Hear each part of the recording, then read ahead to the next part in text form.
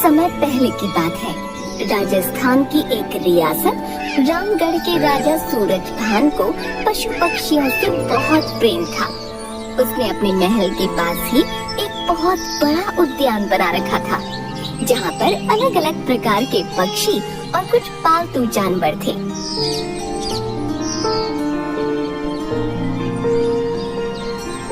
राजा हर रोज कुछ वक्त निकालकर उन सब पक्षियों और जानवरों से मिलने जरूर जाता था और उनसे बातें करता था। उनकी बातें समझने की कोशिश किया करता था। एक दिन राजा उद्यान में पक्षियों के साथ समय बिता रहा था। तभी एक सैनिक आता है।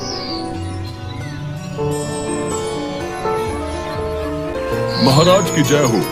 महाराज, पड़ोसी राज्य के राजा हरि सिंह के सेनापति आपसे मिलने की आज्ञा चाहते हैं। उन्हें आदर सहित अंदर ले आइए। जी महाराज। सैनिक जाता है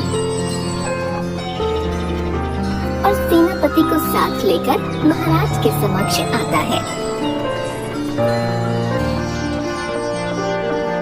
महाराज की जय हो। महाराज, जैसा कि हमारे महाराज हरि सिंह को अच्छे से ज्ञात है कि आपसे बड़ा पशु पक्षी प्रेमी आसपास के राज्यों में और कोई नहीं है, उन्होंने उपहार हेतु आपके लिए ये 2 अनमोल बास के बच्चे भेजे हैं। आप इस बहुमूल्य उपहार को स्वीकार करें। राजा बास के बच्चों को हाथ में लेता है और उनके ऊपर हाथ फेरते हुए कहता है, बहुत खूब।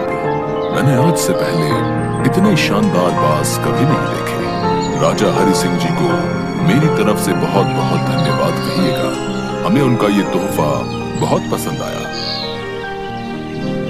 राजा ने उनकी देखभाल के लिए एक अनुभवी आदमी को नियुक्त कर दिया। जब कुछ महीने बीत गए तो राजा ने बासों को देखने का मन बनाया।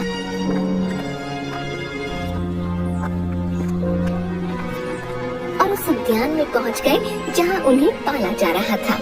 राजा ने देखा कि दोनों बास काफी बड़े हो चुके थे और अब पहले से भी शानदार लग रहे थे।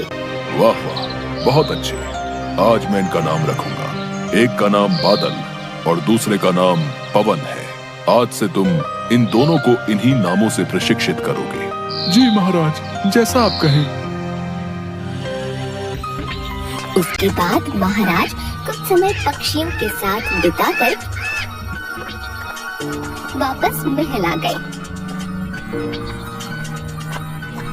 और सेवादार उन दोनों बाजों को बादल और पवन के नाम से पुकारने लगा। कुछ दिनों बाद महाराज ने फिर से उद्यान में आकर सभी प्रिय पक्षियों और जानवरों का दौरा किया और सेवादार से कहा, मैं इनकी उड़ान देखना चाहता हूँ। तुम इन्हें उड़ने का इशारा करो। सेवादार ने ऐसा ही किया। इशारा मिलते ही दोनों बाज उड़ान भरने लगे। पर जहाँ एक बाज आसमान की ऊंचाइयों को छू रहा था, वहीं दूसरा कुछ ऊपर जाकर वापस उसी डाल पर आकर बैठ गया जिससे वो उड़ा था। ये देख राजा को कुछ अजीब लगा। क्या बात है, जहाँ बादल इतनी अच्छी उड़ान भर रहा है, वहीं पवन उड़ना ही नहीं चाह रहा। जी हुजूर, पवन के साथ शुरू से यही समस्या है। वो इस डाल को छोड़ता ही नहीं।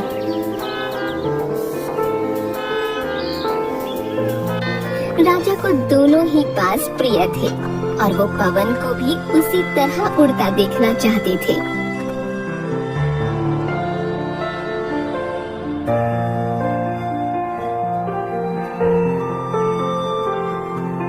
अगले दिन पूरे राज्य में ऐलान करा दिया गया कि जो व्यक्ति इस बाज यानी पवन को ऊंचा उड़ाने में कामयाब होगा, उसे ढेरों इनाम दिए जाएंगे। सुनो सुनो सुनो, रामगढ़ के वासियों सुनो। महाराज सूरजभान का आदेश है कि उनके पक्षियों में से प्रिय बाज पवन को जो आसमान की ऊंचाइयों में उड़ाने में सफल रहेगा, उसे स्वर्ण मुद्राएं दी जाएंगी। सुनो सुनो सुनो। फिर क्या था, एक से एक विद्वान आए और पवन को उड़ाने का प्रयास करने लगे।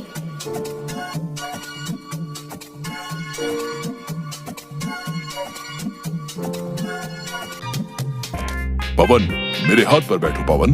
पवन उड़कर उसके हाथ पर बैठ जाता है। अब विद्वान एक रोटी का टुकड़ा आसमान में उछालता है और पवन को उस ओर उड़ने का इशारा करता है। देखा महाराज, पवन उड़ रहा है। अरे ये क्या, ये वापस कहाँ आ रहा है?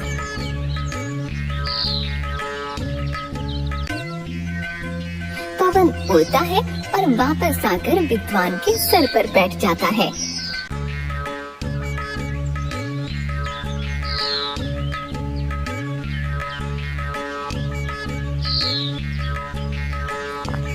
विद्वान शर्मिंदा होकर चला जाता है।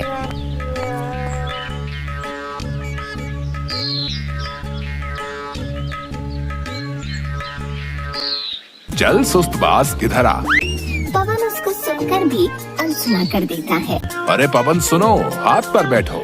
पवन ने नहीं सुना और विद्वान उसको जबरदस्ती पकड़ने लगता है। तभी पवन उसको हाथ में काटकर सेवादार के पास चला जाता है। दूसरा विद्वान भी नाकाम रहता है, पर हफ्तों बीत जाने के बाद भी बाज का वही हाल था। वो थोड़ा सा उड़ता और वापस आकर डाल पर बैठ जाता। फिर एक दिन कुछ अनोखा हुआ। राजा ने देखा कि उसके दोनों बाज आसमान में उड़ रहे थे। उन्हें अपनी आंखों पर यकीन नहीं हुआ और उन्होंने तुरंत उस व्यक्ति का पता लगाने को कहा जिसने ये कारनामा कर दिखाया था। सैनिक, कौन है जिसने ये कारनामा कर दिखाया? मुझे मेरी आंखों पर विश्वास नहीं हो रहा है। देखो, पवन और बादल कैसे आसमान की ऊंचाइयों पर उड़ान भर रहे हैं। उस आदमी को मेरे सामने बुलाओ। वह व्यक्ति एक किसान था।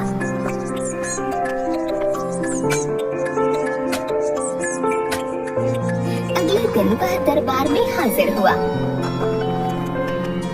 उसे इनाम में स्वर्ण मुद्राएं भेंट करने के बाद राजा ने कहा, मैं तुमसे बहुत प्रसन्न हूँ। बस तुम इतना बताओ कि जो काम बड़े बड़े विद्वान नहीं कर पाए, वो तुमने कैसे कर दिखाया? मालिक, मैं तो एक साधारण सा किसान हूँ। मैं ज्ञान की ज्यादा बातें तो नहीं जानता। मैंने तो बस वो डाल काट दी जिस पर बैठने का बाज आदी हो चुका था, और जब वो डाल ही नहीं रही तो वो भी अपने साथी के साथ ऊपर उड़ने लगा।